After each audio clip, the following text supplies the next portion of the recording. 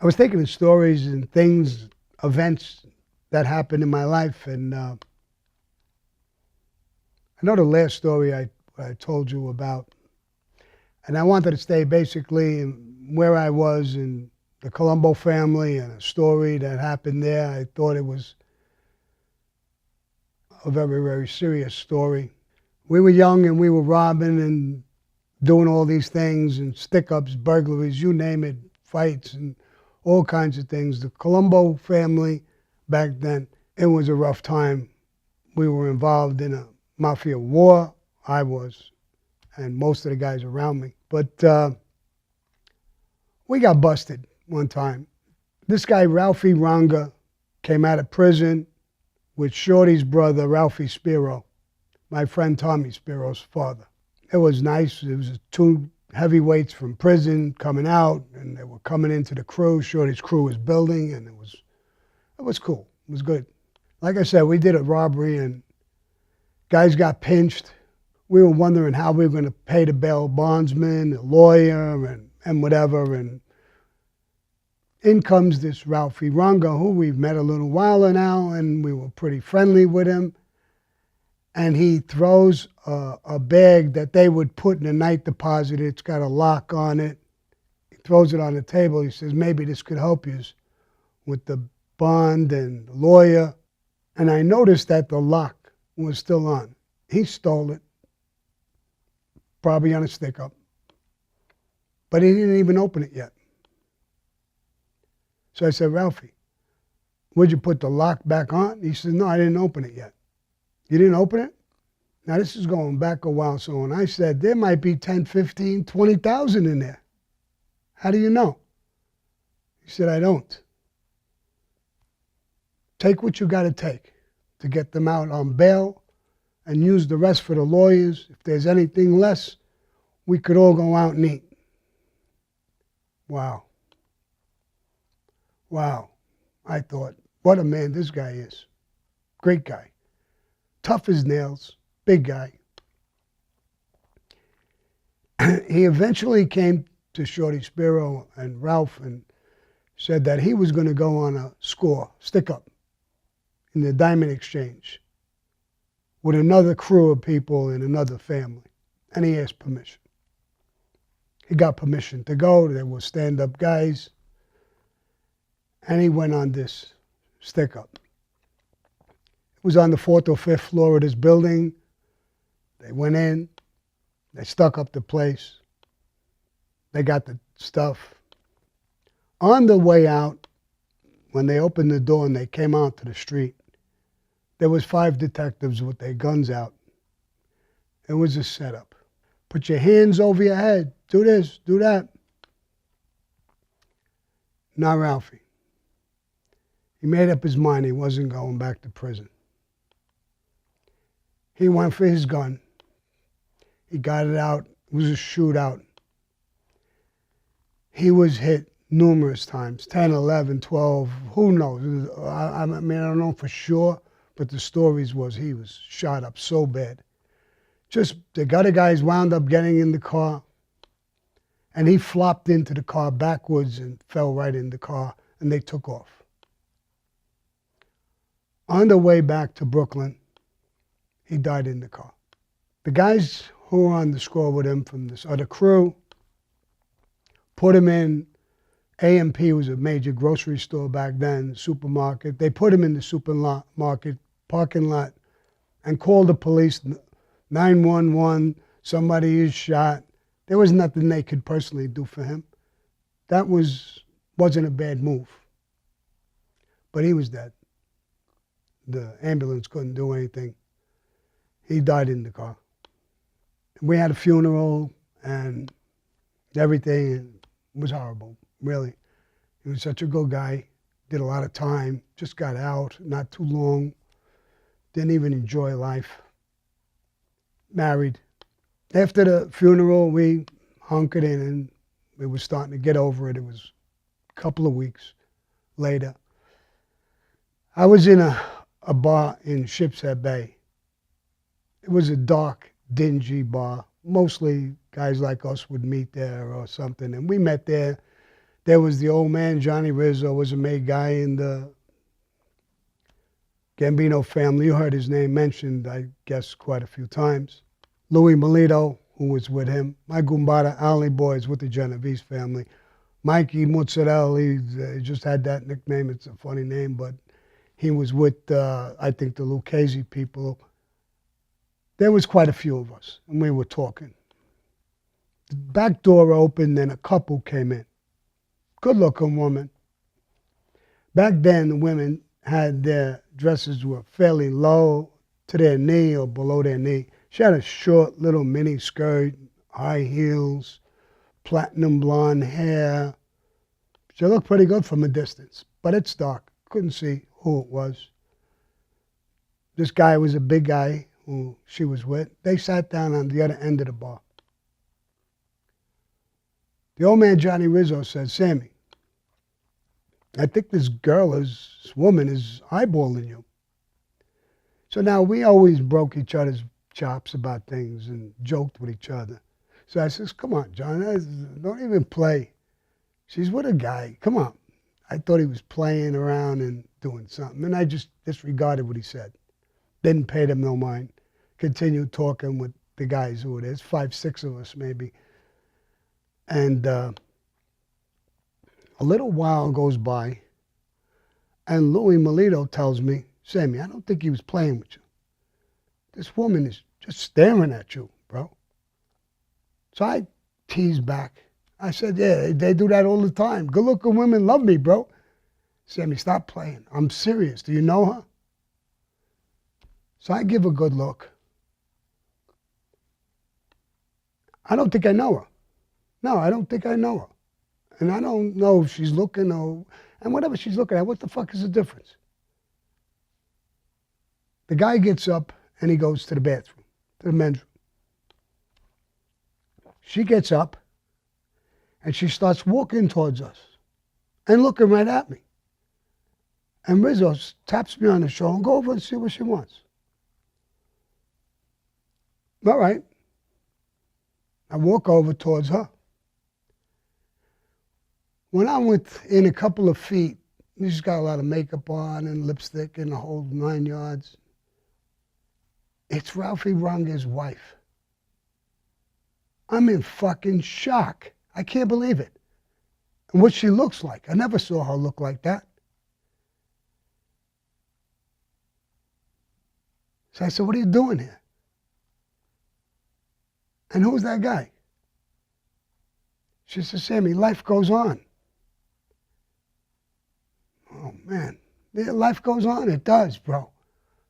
But fucking, he's dead 2 weeks. He's not even cold in the fucking grave yet. You can't wait a while? And how were you fucking dressed? Sammy, don't get mad. I mean, listen, I know how you used to look at me. Maybe we could what? I could get rid of him and we could be together. Get the fuck away from me. Get the fuck away from me. I'm so fucking riled up. Not only is she there with this fucking guy 2 weeks after he's dead, now she's hitting on me. I'm looking at you. The guy's coming out of the bathroom and he's coming over. Now all my friends and people there, they all get up. I mean, we're trained. We're literally, we don't go through training like the military, but we're trained. They see it could be a problem, they're up. He sees that. He comes over. He says, what's the matter? What's the matter? Even as big as he is, he's a little leery of what's going on. I said, nothing's going on. Get this fucking cunt. Get out of here. You and her, while you can, get the fuck out. They leave. Rizzo tells me, he says, Sammy, you got really fucking hot, bro. Well, you must have loved this guy. The guy was a great guy. And then she wants to put me. I was looking at her. I never looked at her that way. I never said anything to her. First of all, she never looked like that. She goes and she was afraid now of how mad I was, maybe, and things I said. I don't think she, but she went to Ralph Spero and told him. Now, Ralph Spero was always jealous that I was going down to Shorty to go see Carmine Persico. He wanted to push his son, and someday the books are open and they're going to make guys. I want to push my son, not him. And Shorty had said, I found that out later, said, I'm not taking him down. Carmine is asking for him, and I take him down with me. And the books, maybe they are never going to open. What are you worried about?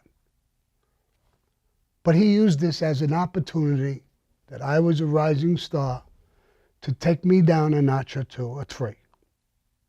And tells them that I try to make Ralphie Ronga his wife 2 weeks after he's dead. She refused, and I got very angry, and I pushed her around and dragged her around a little bit. They were obviously fuming with that story. I didn't know what was going on. I didn't know anything. I had come home. I was married already. And my wife, Deborah, is hysterical crying. I said, what's the matter? What happened? I thought somebody maybe died or something. What happened? She said, Ralph Spero called me up and told me that you tried to make Ralphie Ronga's wife and that Carmine Persico is going to kill you now. What the fuck did you do? I said, I didn't do that. I didn't do that at all. And then, Deb, I don't even want to explain to you what happened. It's none of your business. What I will say is this life is very, very technical. What you just told me, my life hangs on a thread. Make sure every word you tell me is the truth. Tell me what he said. She don't lie, Deb. If people who know her know, she don't lie, she don't bullshit it, she don't exaggerate. She told me word for word again. I said, that's good enough. I went in the bedroom. I got a gun, put it on under my belt, got in my car, drove straight to Ralph Spero's home. I'm going to go there. Now, we all knew each other, families. We were like good fellas in and out of each other's houses, his wife, Ann. I get out of the car. I take the gun out. I put it behind my back near my ass so she can't see it. I ring the bell. She comes to the door. Hi, Ann. Is Ralph here? I said, something came up. I need to talk to him. As soon as he comes to the door, I'm going to kill him. I don't give a fuck about me or what happens no more. I'm killing this motherfucker. No. Is something happening, Sammy? He took off a couple hours ago or whatever and something excited and just left and didn't come back. No, nothing's wrong. I just got to talk to him about some bullshit thing. So as I'm turning to walk away and I'm still talking to her, she sees the gun, a glimpse of it, behind my back.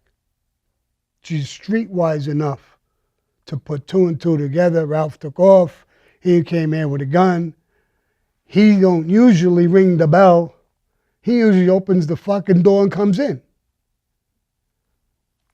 So she puts two and two together and she gets in touch with Shorty. Came here with a gun. I think to hurt Ralph. I don't know that's going on either. What I do find out is that the old man, Johnny Rizzo, just keeps popping up with me. We were all close with him. He was old-time gangster. Comes to me and says, you got an appointment to go to an appointment tomorrow at such a time. Yeah. How do you know? Don't go to it. They're going to hurt you. You went with a gun. You were going to kill Ralph Spero or whatever they're talking about. I know about it. They're going to break every bone in your fucking body. They're not going to kill you, but they're going to break every bone in your body. I tell him what's going on. Don't tell me. I already know what's going on. Don't go. I said, John, I have to go. They're my people. How can I not go? What do you want me to do, run away? What am I supposed to do? I'm going to go there and tell the truth. It ain't going to work. You're not even going to get a chance. Let me come with you. I was there last night. I know what happened. Let me come with you. They're not even going to accept talking to you. You're with another people. You're with another family. They won't talk to you. Let me come with you. Me and Louie and Melito. All right. We go down to my appointment. John Rizzo and Louie Melito. We pull up. We get out of the car. There's a group of guys near the luncheonette. I guess that's how I'm going to go. And Shorty comes walking out, Shorty Spero, and walking towards us. Of course, he goes straight to Johnny Rizzo, and they shake hands, the respect of the mafia. We're nobodies, we're associates. Johnny Rizzo starts talking, and Shorty tells him, John, all due respect to you, this is really none of your business. This is our business. Rizzo says, I understand that. But hear me out. What? And he tells the story. I was there. I know what happened. I was there. And he tells him the whole story. Shorty's just looking at him. He says, Louie Melito was there too. He's standing over there near the car. You want me to call him over so he can say it? Ali Boy Como was there. His Gumbada. He's with the Genovese people. You want him? Mike Mozzarella was there. He was with the Lucchese's. You want to talk with him? What happened? 5 guys from 3 different families. You want to hear what happened? And then you're right. It's none of my business. If you're going to hurt him, hurt him. That's your business. He looks at me. I knew this fucking kid would have never done this. I knew it. He grabs me, hugs me, kisses me on the cheek. Go home and don't come out.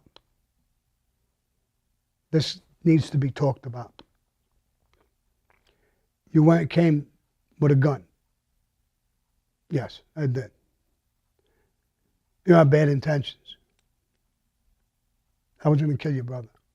Go home. I went home. The next thing I know from Louie Melito and Alley Boy, and because we were all friends, so they talked even without me. And I was having an appointment with old man Tato Arello, a very powerful captain in the Gambino family. The old man Johnny Rizzo was a made guy. That was his captain. And I knew his son and grew up with his son, Charlie Boy. So I knew who he was, what he was, but I never really met him. I was supposed to go there, pick him up in his car, drive, and go down to Carroll Street to a meeting with Carmine Persico, was in prison at that time, and Alley Boy Sr. There's a junior Alley Boy Persico, but this was the Alley Boy Persico Sr. was the gunzier of the family and the acting boss while his brother was in prison. So I get in the car and I go there. Now I already knew Alley Boy Persico Sr. I was involved in their war. I did my first hit in the Colombo family. So I went there and there he was. Him and Tato talked first. Then they took us outside. And he says, the powers to be, meaning the bosses, talked. You did the right thing. It would have been horrible to do it in front of his wife, but you did the right thing. If you would have got killed, your wife would have thought my brother, Carmine Persico, killed you with that phone call that he told her. He told her that, right? Yes. Yeah. We should kill him for that. And you should kill him for what he did. But we can't let that happen because of Shorty Spero's with us. It's his brother. He'll never be anything with us. We can't keep you together. The powers to be said that you will be transferred to the Gambino family. They spoke for you. They want to accept you. We accept the release with no restrictions. We will always be super close with you, Sammy. We did a lot with you. We think the world of you. But you got to give us your word right now that you will never harm Ralphie Spero. I said, that's done. Allie boy, I was so hot. Don't even explain it. You did the right thing.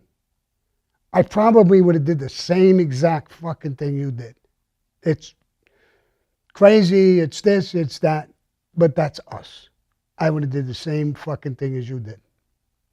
I'm glad it didn't happen. His wife, Ann, is a good person. She would have been devastated. Especially by you, because she really loves you too. You're like a son to her. You're in her house with her other kids. So we got your word. Good luck. This is a good man. Grab me, hug me, kiss me on the cheek. I left with Tato. We got back in the car. On the way back, Tato said, this came right from the top. We accept you. You embarrass us in any way, shape, or form, you'll die immediately. I don't care what it is. Everything about you, I'm going to know. You get a pimple, I'm going to know about it. You go on a robbery, I got to know in advance. Never raise your fucking hands to nobody or a gun to nobody without my permission. If you're going to go fuck, I want to know who you fucked. I'm going to know you better than you know yourself. I got a club on Bath Avenue. You're going to be there every single fucking day. Don't go to work. Don't plan any family functions. Every single fucking day you're going to sit by my side till I know you well enough that I could trust you to go somewhere by yourself. I know what you did already with this. I know they broke your cherry. I know it. So I know what I'm dealing with. Know what you're dealing with. We put our neck on the line. We went forward and talked for you. You better do the right thing. Tato, I definitely will do the right thing. I know your son well. I grew up. That's my son. I know you know him. I know all about it. I know a lot more than you think already. I'll see you on Bath Avenue tomorrow. Okay. I went to the club. I sat with the old man. I learned Cosa Nostra in a whole different way. The Colombo family, there was a war, I was in it. Killed this guy, beat this guy up, robbed this, hijacked this truck. Now with Tato Arello, it was this business, this union, this store, bakery, and business. And I learned from him, we use violence only as a last resort. Don't underestimate that we will use violence, but only as a last resort. I've learned that from him and so many other things. We would sit and smooze. The old man was same height, built as my father, just like my father. I actually liked him and loved him, and he became, in my eyes, my father. When we would smooze, he would talk about, now he was 30-something years older than me. If he was alive now, he'd be 105, 106, whatever he was. And when he's talking about growing up, who's he talking about? Lucky Luciano, Vito Genovese, Al Capone. And I'm a young pup, and I'm saying to myself, oh my God, these are things I read about in books. These are legends of the mafia. And those were his friends growing up. Now, I could go on with this forever, but I can't. My fucking producers are going to probably cut off my balls for going this far because they want to do this coming out on a podcast someday in the very near future. And my life story is going to be this podcast. From soup to nuts, everything I could think of. Maybe not this story because I just told it to you guys, but I wanted to. You've been great. I got great comments from you guys, great questions, and I thought I'm breaking the rule again. but I'm doing it. And I told you this story. If you like the story, press like. I would really like if you subscribe so I know these people, how many people are getting the story, how many people are interested, and it would give me momentum to go forward and to do this podcast. Okay, I'm going to go back to being Spanish. Adios, amigo.